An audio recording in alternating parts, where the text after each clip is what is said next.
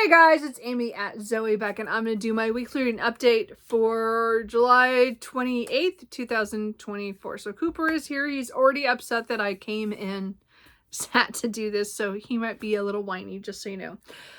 So this week was kind of a weird week. I forgot a book was coming, which was stupid because it was one of my most anticipated books.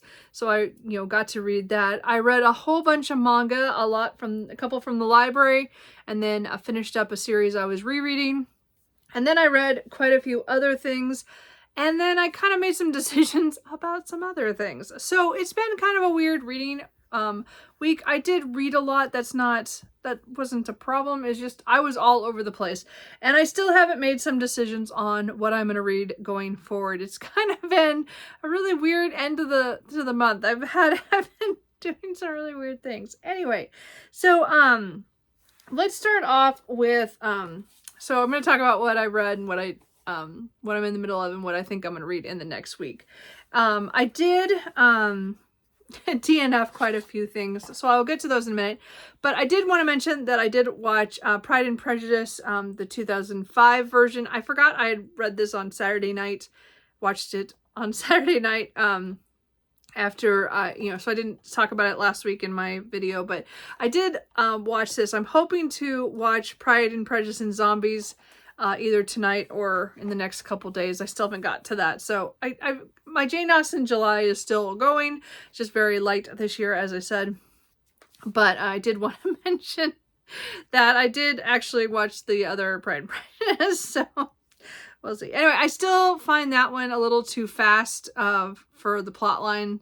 I mean, I get why it's like that for a movie, for theater release, but I still like the 1995 is my favorite. Anyway, so okay, so let's talk about the books that I DNF'd. So I had a really weird week reading, as I said. I started some things, and some things I had started previously and then just decided not to continue. So one of them was an ebook I had.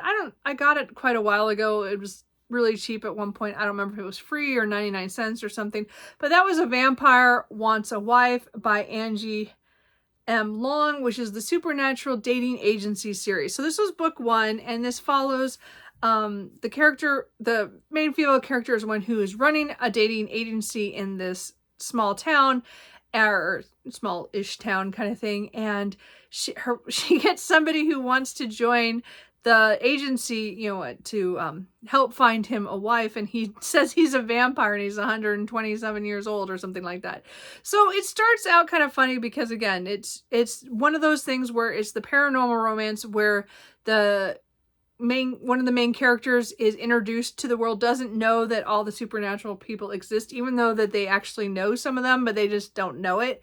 So it's kind of like opening up the world to that person. My problem with this is that I read the first 60 pages one day because I didn't have anything at work. I had finished whatever I was reading, and I started reading it, and I was just kind of like, yeah, it's okay. The humor was kind of funny, and it was, kind of, again, she had a funny date or a meeting with him, and she threw things at him because, he was calling himself a vampire, so she was trying to disprove him, and it was kind of the whole in denial thing for quite a ways in here. And it still was happening when I stopped at 66 pages, or about 32%. This is a really short book. There's several books in the series, but I just didn't get on with it, especially when I came back after a week or two after reading the first 60 pages. As I said, I just read it that one day to get me through that day, and then I thought, well, I'll get back to it before the end of the month. And one day I decided to try to read it again, and I was just bored out of my mind. I just read 6 pages and I went, I'm not into this. But it's not my kind of paranormal romance of what I like. Again, this is very light. I think a lot of people would like it if they just want kind of a light, funny paranormal romance. It just wasn't what I was looking for, and it just didn't click anything for me. So unfortunately, that one I decided to DNF at 32%. I also DNF'd an audiobook that I got from Audible Plus catalog. I saw this book on Gavin Reads It All, and that is The Haunted Forest Tour by James A. Moore and Jeff Strand. So this I got on, as I said, I got it on Audible Plus, so I didn't pay for it. And it sounded funny. So it has to do with this forest that just appears out of nowhere and nobody knows what happens. So the first scene is the town where it appeared pretty much killing everybody and how bad that was. And then now it's several years later and people have tried to research it, trying to figure out where this forest came from. I think it's in the middle of New Mexico somewhere. I think that's where it was. And they have these trolleys that go through to show the forest on these tours. And on Halloween this one year, they decide they're going to do this new tour that goes deeper into the woods. And there are all these weird creatures there. They don't understand, the humans don't understand what's going on and what's in there. And they have some creatures that they found, but there's like a whole lot of other weird things. Anyway, there was something about this writing style that just, maybe it was because it's two guys. I don't know. I don't think it was that. Except for there's this one character who worked with a woman, and he had to remind himself every other paragraph that he was married. He was happily married, even though he was looking at this younger woman and that was really attractive. And he just kept having to remind, oh yeah, remember Chloe, remember that I'm happily married. Like that many times. It really got annoying. And it was only like a chapter, and I was afraid we'd get back to his POV later because he was one of the scientists or cryptonologist or whatever they call them. Anyway, point is, I got to where things were starting to happen, except I found I didn't care. Like I didn't care about any of the characters who were stuck in this trolley on the tour, and things were starting to happen, but it just wasn't enough to hold me. And I really thought about that. I'm like, do I want to push through and read this? And I go, no, it was a free book. It wasn't something I had to read. I just picked it up on a whim because I heard about it and it sounded kind of interesting with the haunted stuff, but it's more creature feature rather than ghostly, even though I guess there was maybe some ghosts. I'm not quite sure. Again, I didn't get very far. I only got 48 pages or 13% through it, and I DNF'd it. So that just didn't, it wasn't for me, which was sad because it sounded like it could have been, but it was not. Anyway, and then, oh shit, I almost knocked everything over. Sorry. I did DNF The Life of Samuel Johnson. So I'm really kind of mad about this. I really wanted to read this because this has been a classic biography that I have seen. That's this huge mammoth, like 1,200 to 1,500 pages. That's a Black Penguin classic, and I was looking for that used when I bought this book club set of that it split it into 3. And I found this for the same price as if I had bought the big paperback. So I was so excited that I was going to read these. And again, last year I just read the introduction last year, so I didn't get very far. And this year I got to the first section. I got to 304. Is that right? 302, 304, 302. So I got partway through this. So I got that. So technically I made it 20% of the way through the whole book because I got to 300 pages, but I was bored silly.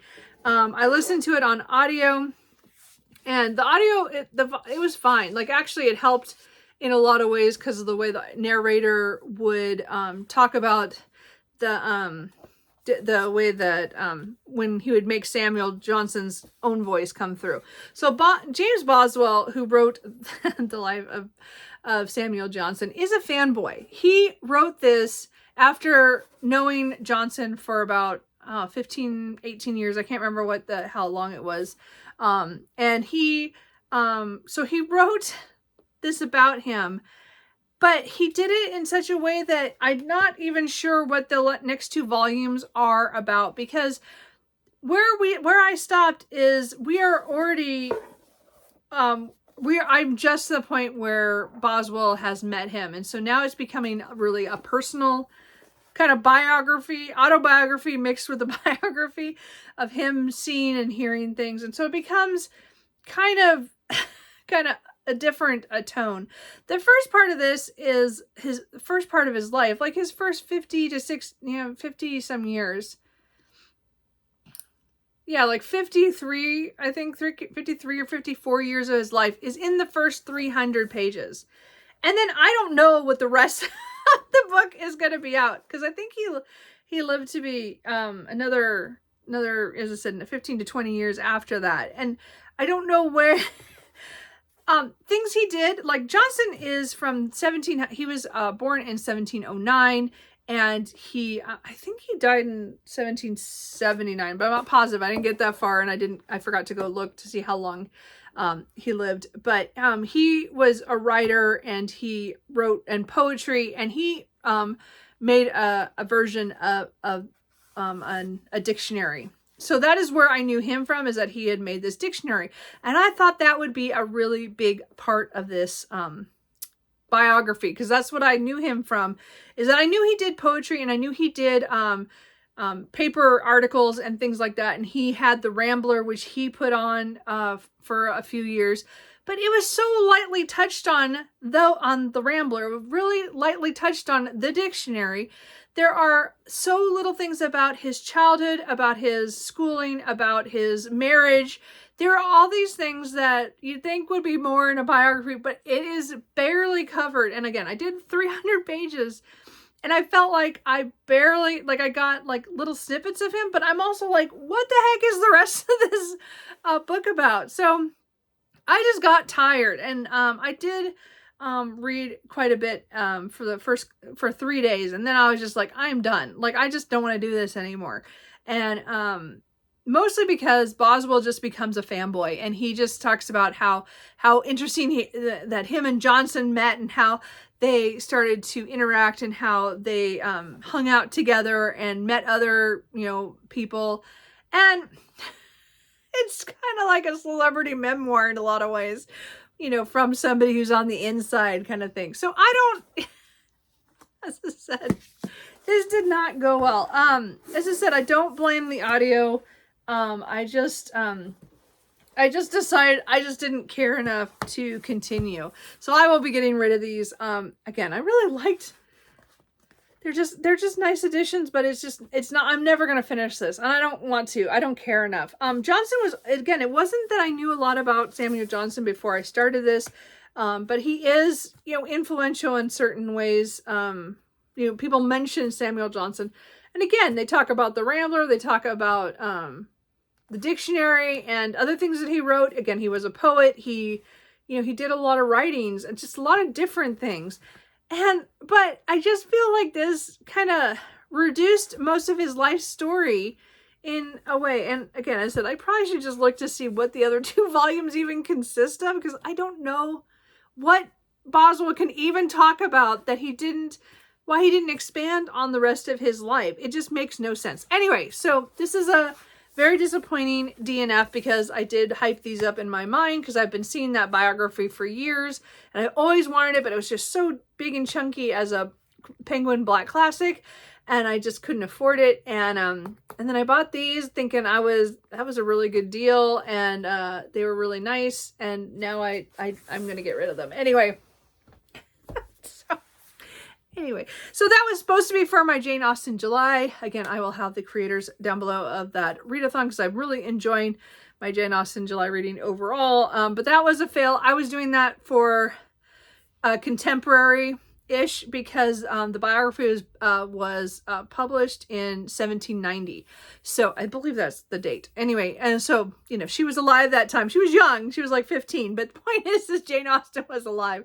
And it would have been something she at least knew about. Anyway, and she knew about Johnson, of course. So, point is I'm kind of sad, but this week was very much a week of listening to what I really wanted to read and what I didn't want to read, and choices I made. Okay, so let's talk about all the things that I did read, because I did read a lot. I think overall I read 2, 3, 4, 5, 6, 7, 8, 9. Is that right? 9? I think I did like 18 or 19 volumes of manga. And it was just that kind of week. So on Sunday, I did read a few volumes, and then the rest I read yesterday. I kind of did Dewey's reverse readathon, which is where it's 24 hours and you try to read as much as you can kind of thing. It's just a small readathon that goes on Instagram that I've seen for years, and I did kind of participate, but not strictly. Anyway, but last Sunday I did a reread of the cat massage therapy books. These are just so cute. These are by Haru Hishikawa. So they're just adorable. Anyway, it's talking about this office worker who needs a massage, and so he sees a sign for a massage, and so he goes in and he finds the manager, which is this cat, and they have a massage that cats get on, do the massage, and then they cuddle, and then they kind of make a deal with the company he works with, brings them in for like a massage day or something. And so everybody has these kitties. So there's the manager, and then there's one of the assistant manager, and then there's the trainees, which are the little kittens. And then there's another cat that comes later. So they're just cute. They're just adorable. I think I read them about a year or two ago. So I just reread them. It was just a fun time. And I mean, I didn't have to, but I did. Anyway, so I read my library only has 3 of the volumes. I don't know. Maybe that's all that is out in English, is why the 4th one, though, I think is in Japanese and we didn't get it. I don't know. But I can't get the 4th one. So anyway, so then I also read 3 volumes of The Master Cat is Depressed Again Today by Zui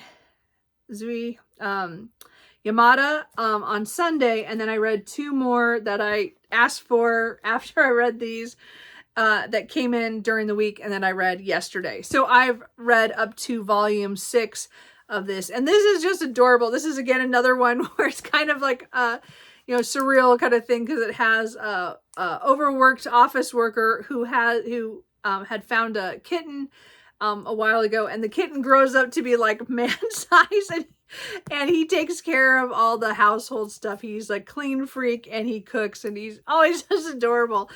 And he has to take care of this woman who is overworked pretty much, and then she doesn't take very good care of herself, and so he takes care of her. And it's just kind of showing how the world sees her now when he's taking care of her behind the scenes. And again, nobody knows that there's only a few people who know that he is actually a cat. Everybody thinks he's a man and a cat or something. It's so funny. So again, I did volume 2, volume 3, volume 4, volume 5, which is I think this is the one that made me tear up at one point. Anyway, I think it was that one, and then volume 6. They're cute. I actually might at some point look for those used and see if I can buy them, but they're just cute. I really enjoyed those, and I have another one that's coming from the library, and then I think one is being released later this year, or maybe something like that. So there's at least a couple more in the series. I think there's up to 9 in Japan, I think. I don't know. So I have a couple more of those. So I'm looking forward to those when I get those. So those ones were new to me. But then I finished my reread of the XXholic series. So I read the first volumes 11, 12, and 13 during the week. And then yesterday I finished off, what day am I on? Friday and Saturday. Is that right? I finished these off. So I read a lot of these on Friday night, and then Saturday morning I finished them.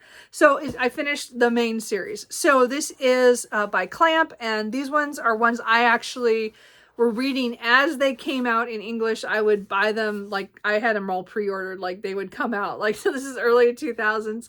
And I hadn't revisited these in quite a long time. So I am going to read the companion series, Tsubasa, probably in August.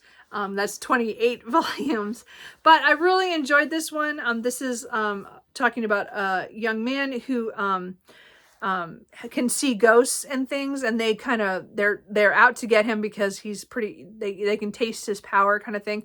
And he finds this shop that can grant wishes. And so to grant his wish to stop seeing all the creatures and them to stop bothering him, he starts working there. And then you see how people come to get their wishes granted and the aftermath of some of the, very selfish things that people want and how they want to do it, and it's a great series overall. I really enjoy this if you like, urban fantasy feels with a lot of mythology from Japan and stuff. So it's really kind of fun. Anyway, so I did 11, 12, 13, 14, 15, 16, 17, 18, and 19. So just be aware that the ending is a little open-ended, but I really enjoy that series overall. So that was just such a fun time. So those are all the manga that I read, on my weekends kind of thing. So let's really talk quickly. I have so many books to talk about. I read a lot. So I did finish Ivanho by Sir Walter Scott. I did this as a buddy read with Lindsey at Lindsey Reads. I will have her link down below. We really found this very interesting. This is one of those books where I'm glad I read it because I had no idea really what I was getting into. It kind of, as I said, it's a mashup between the medieval ages with stuff with the knights and the tournaments and Richard the Lionheart and Prince John, and then all this religious stuff, and then also kind of thrown in there is Robin Hood. It was just kind of a mismatch to me, but it just went in ways I did not expect. I did like overall how it went. It was kind of weird sometimes. And so overall, I mean, I think I talked more about this last week, so I'm not going to say a whole bunch about this. I am glad that I read Sir Walter Scott. This was my contemporary author that I read for Jane Austen July. Even though this one came out a year or two after her death. I can't remember if it was 1818 or 1819. He would have been writing it at that time. So I just put it in here. I do own Waverly, which is technically, so this is like lightly in the Waverly series. They kind of put it there because of his popularity with the Waverly series, but this takes place many hundreds years before the Waverly series, which is more the Jacobite Rebellion, I think. So I still want to read Waverly because I do have that. I did find that on my shelf. So I do want to read another Sir Walter Scott at some point. His writing style is not really like my favorite. I think the action scenes were really good. The religious stuff in here was just not, I was not prepared for how much that kind of went between the Christians, the Jews, and the Templars, and the discussions on that. Sometimes I just wanted to hurt people because they were kind of just like, what is wrong with you? Anyway, but I did like that. I did like my read with Lindsey. I think we had fun. And so I did finish that one for Jane Austen July. And then I also finished The World of Jane Austen with photographs it's by Nigel Nicholson. And this has photographs by Stephen Coleover. So they are fine photographs of different places that Jane Austen went. They also have a lot of really pretty pictures or photos of the pictures of some paintings and stuff from that time period, or drawings. It was really an interesting look at it. It's really a good companion if you've read Jane Austen at home, because it talks about a lot of the places that Jane Austen visited, and even a couple of houses and manors and things that were in the area of where she visited. So she might have gone and seen those, but we just don't have evidence of that in her letters. But it was a really kind of interesting book. Nigel Nicholson, again, is the son of Vita Sackville West, which I think is just an interesting cross for me. Again, I said I've read stuff from Vita Sackville West, I've read stuff from Nigel Nicholson, and I've read stuff from his son Adam Nicholson, more of nature involved. It's just kind of interesting. So and I do have one more of Adam's that I might pick up in Victober. We'll see or later this year, maybe November, because it's nonfiction. Anyway, but the point is that this was actually, it's just a very light over talking about Jane Austen and her life. A couple of times he says some things that I'm not sure I really agree with, that we don't know that for sure. But again, that happens with every nonfiction on Jane Austen, is someone puts in something that they think is true, but we're not, we're not sure. We don't know, because we don't have everything, and we don't have it all. So I really enjoyed this. And again, it's very pretty. And again, this is the one that I bought online from Pals like last year with some sale or something, and it was actually signed. I did not know that, so that was cool. Anyway, so that wasn't I think it's my last Jane Austen July entry, except if I get to Pride and Prejudice and Zombies, watching that. So the only reading prompt that I did not do this year was a retelling of one of Jane Austen's novels. I just didn't want to pick any of those up this year. I have quite a few on my shelf that I haven't read yet, but this year it just didn't happen, and I didn't feel like a reread of some of my favorites. So I did everything else for the reading prompts. I did all those. So I think I did okay. So let's talk about some other books that I finished that were not Jane Austen July. So I did finish the first volume of The Way of Kings by Brandon Sanderson for the Stormlight Archive. I will come back to this in a second. Because again, I'm only just over halfway, just percent, probably 52% through this book, because the next book is just slightly shorter. So I will get back to that in a second, but I did actually finish the first volume.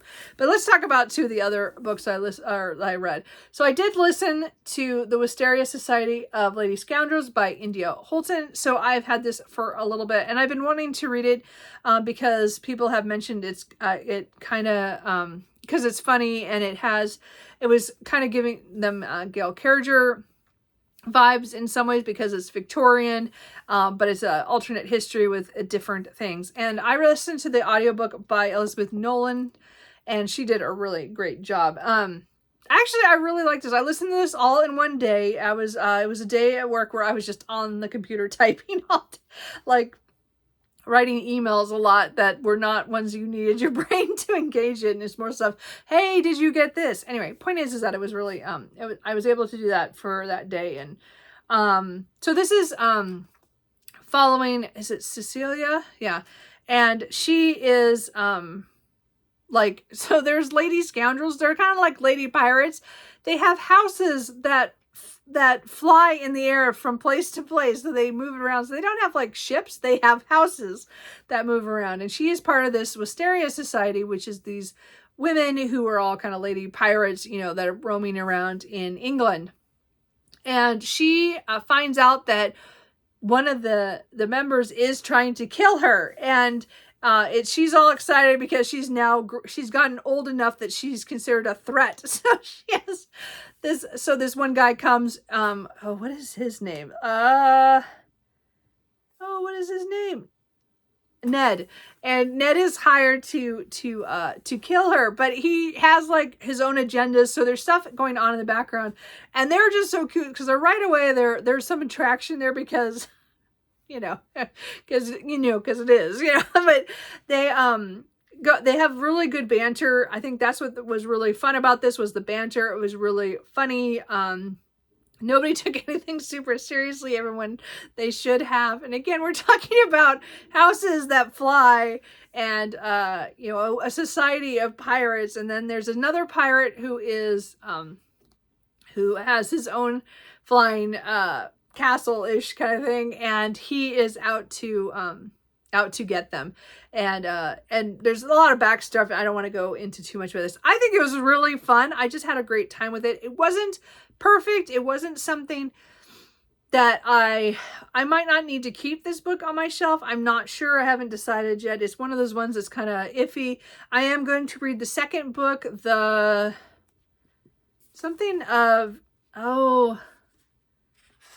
I don't remember. It's something with gentle women witches. So I think there's going to be some witches involved this next time. But this was more piratey. It was just fun, but it was pirates like in a different way.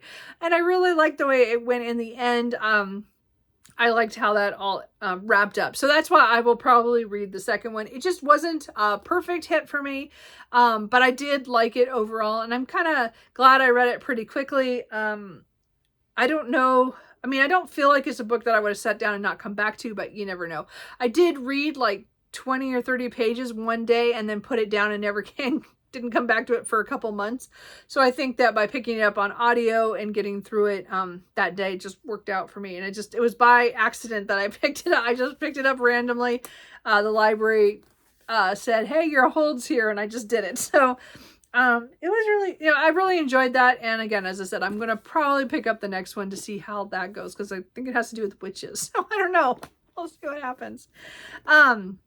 And then I came back to A Witch's Guide to Fake Dating a Demon by Sarah Hawley. So I put this down because I was reading so many books at a time a couple of weeks ago. And so this one, I don't know about this one. This one, there was good things and bad things. So we're following Witch Muriel, who gets everything kind of confused. She is very good in certain instances of being a witch, and the things that her mother and her family wants her to be really good at because they have this big legacy. She is just not good at that stuff. And so she is, grown up being, told that she's supposed to have this great potential. She has a prophecy. She's supposed to have all this magic, and she does, but she has it differently than what they see. And she accidentally she's practicing, and she accidentally summons a demon by name. And this demon, was Ozroth, but he goes by Osmond, or he will go by Oz anyway. But the point is that he shows up, and he's there to make a deal for her soul. And if the witch gives up her soul, she will get what she asked for in this bargain if she bargains correctly with the demon, but she will lose her magic and then pretty much all her personality. So she, of course, is telling him, I didn't mean to I was trying to get something from some other country, some other thing, and I didn't mean to summon you, so you can just go back. And he's like, I can't go back because you've summoned me, and now we have to do a bargain. And she's like, no, I don't want to do a bargain. So he's kind of trapped there. So because he's trapped there, then her mom shows up, and they say that they're fake dating because they don't know what else or say they're dating. So that it seems okay that he's there. And so, there's a lot of the friend group is really fun in here. I really, enjoyed them. Which is, again, there are parts about this I really liked. It was really sad. Some of the things that, Muriel had to go through with her family.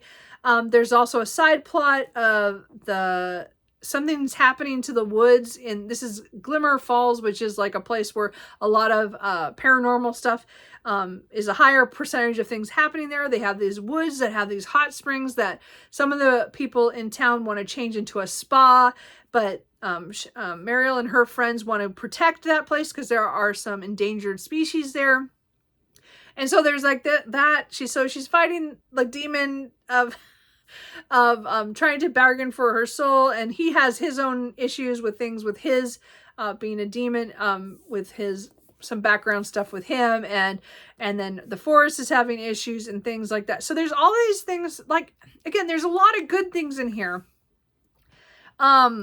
I didn't always like the way it was executed of certain things, or the order of it. I guess that was some of my things. I thought some things that were kind of really important were dropped partly when we got the romance started a little, got a little heavy.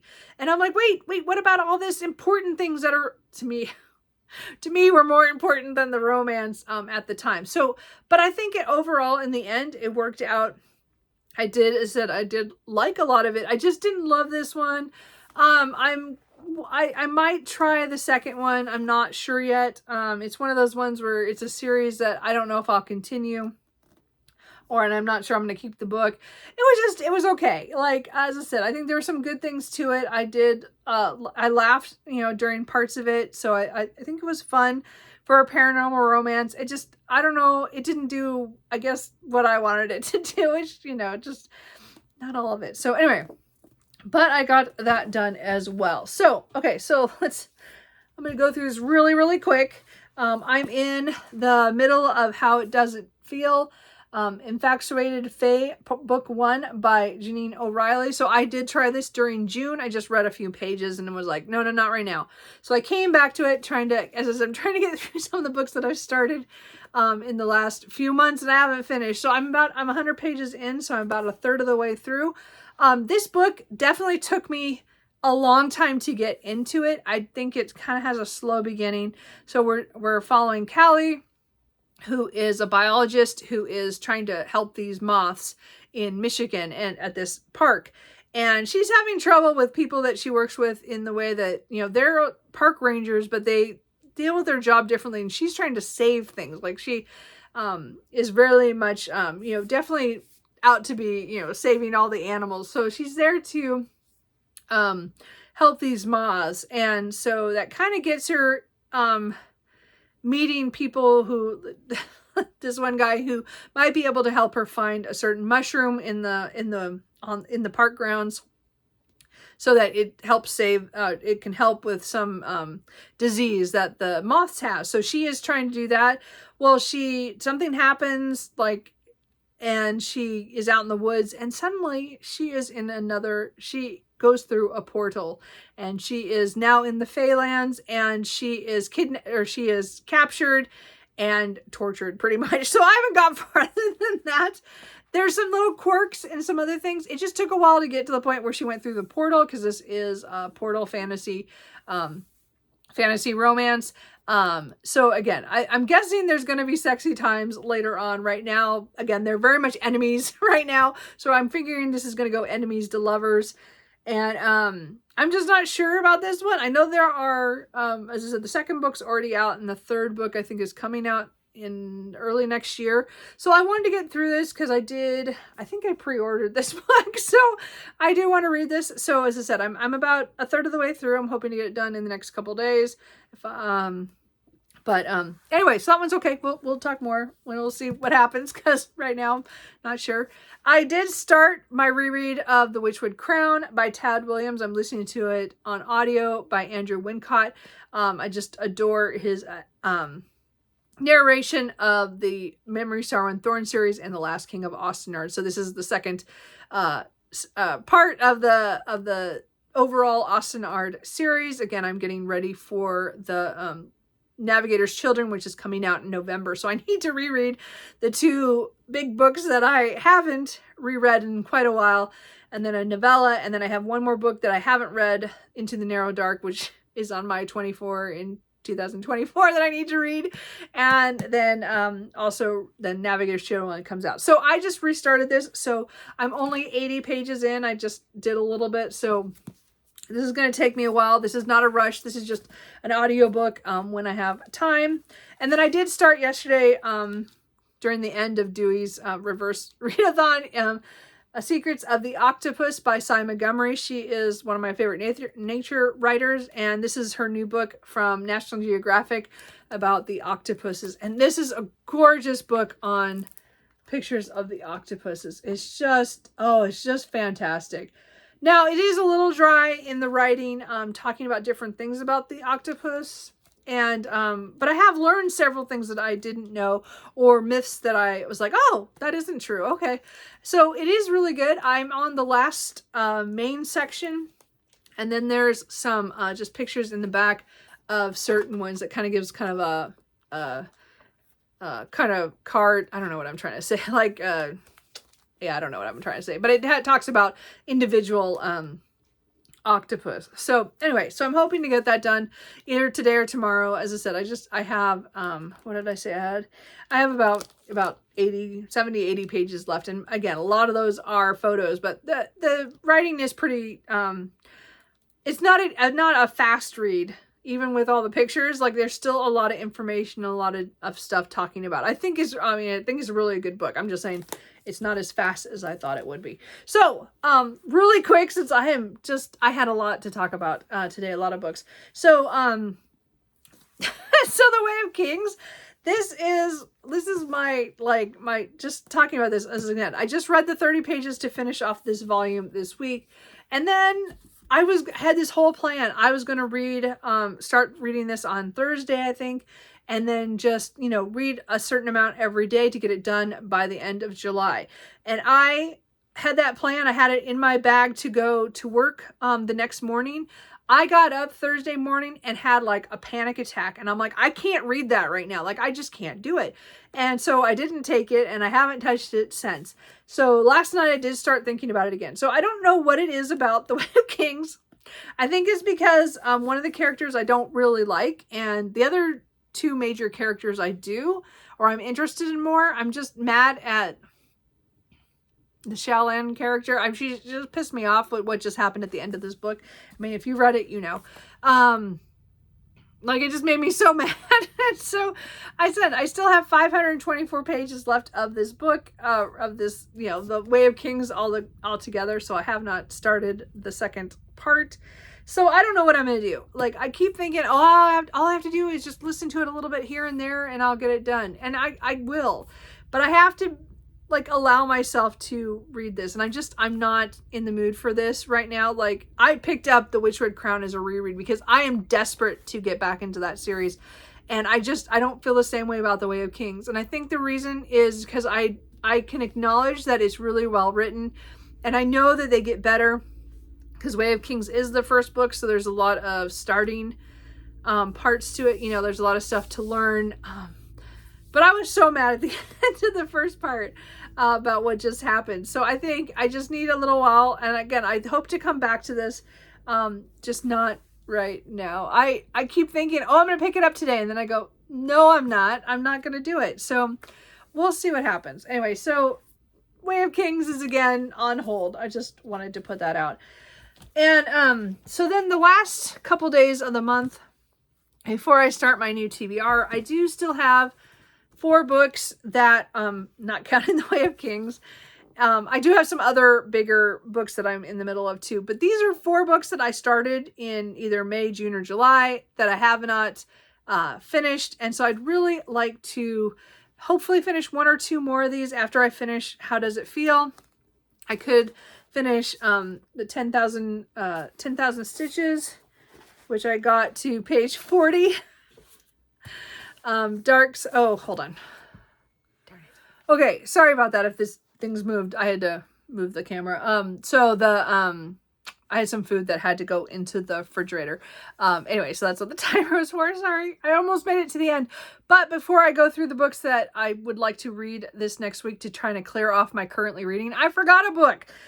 You wouldn't think with all the books I just talked about that I forgot a book, but I forgot one of my most anticipated books of the year that came through on Kindle for me, which was Primal Mirror by Lindsey Singh. This is book 23 in the Psy Changeling series, or 8 in the Psy Trinity series. Psy Changeling Trinity series. I don't count like the Trinity. Like, it's 23 for me. So this is a book you definitely don't read until you've read all the other books. So this one is following a couple of characters that one of them we already met, and then the other one, Oren, we don't meet until this book, and we just saw glimpses of her. And it's a changeling and a Psy who get to know each other. And this one was a very interesting book in the series. I think it's not going to be like one of my favorite ones. I do love these characters, and I do love the world building. Again, it's an urban fantasy, futuristic, well, just a little bit into the future, where there are humans, psychics, and shifters who are vying for power in this world. And again, we're really deep into the series, so it's kind of hard for me to explain what this book is about, but it is, again, it was fantastic overall. There's a few little quibbles I have about some of the timing on some of the romantic interludes, but the story itself, as well as planted within the whole world, was really great. A lot of stuff happened in here. It made me cry at a point or two. It hurt me a little bit. But again, Lindsey Singh is one of my favorite authors of all time, kind of thing. And I adore her books, and I already want to reread this book. I want to reread several of the other books before I come back to this one because of certain things that happen in here. I just love the way the world just keeps building and building. I know not everybody likes the different couple in every book, but this is just something that has always been something I really enjoy in this series, and some other series that do that. I just adore it, because the world is expanding and we get to see glimpses of everybody, but we get a new couple. I just love these ones. And this was a really good one. As I said, I don't know why I forgot what I was doing, but I read so much this week that I read this on my Kindle, because I don't buy the hardbacks, because I don't have space for, I don't have space for hardbacks for this series. So I always buy the Kindle, and then I buy the audiobook, which I haven't listened to yet.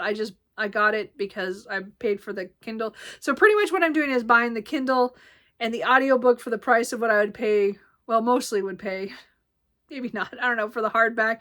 And then I'll buy a paperback copy when it comes out later. So I pay a lot, but I love her, and I will use all the copies at different times. I do it all the time. Anyway, my rereads. Anyway, point is, I adored this book, and I'm so glad I read it. So, okay, so now that I've it came in at, because again, I'm on the West Coast, so it comes in at midnight on the East Coast, so it was 9 o'clock for me that it came on Monday night. So I read like 40 pages that night, and then Tuesday I read the rest of that book. I was so excited when I realized it was coming out. I had totally forgotten that it was this week, and then so anyway, so really quick, sorry. So really quick, what I think I'm going to read this week, as I said, I'm going to finish the couple books that I'm in the middle of. Not The Witchwood Crown. That's going to be an ongoing audiobook until I finish it. I'm not rushing that. That reread is whenever I'm in the car right now. Like, if I get time at work, that's great, but mostly it'll be in the car kind of read. But I do want to try to finish some books that I had started in the last 2 or 3 months that I have not completed for various reasons. So 10,000 Stitches by Olivia Atwater. I've like 40 pages in, so I need to read that one. Dark Succession by Katie Robert. I think I'm about 120 pages into this one, so I do want to get back to that one. Filthy Rich Vampires, Second Right by Geneva Lee. I think I am 60 pages in on this one. So again, I need to get back to that series. And Pucking Around by Emily Rath. I am like exactly halfway through this chunker, but I would like to try to get this done. So I don't know what I'm going to pick up after I finish How Does It Feel, because that and Secrets of the Octopus, I want to get those done. And then I'll pick up 1 or 2 of these books for the end of July. I'm not sure I'm going to continue on into August, because my August TBR is really massive, and I really want to get to those books. So, but I'd like to get at least 1 or 2 more of these books done off my currently reading TBR that I've abandoned. If not, all of these are series books, so they will go onto my September TBR probably for series September. I'm pretty sure that's still happening this year. We'll find out. If not, I'm going to make it a series September for me. But I do want to try to get all these done.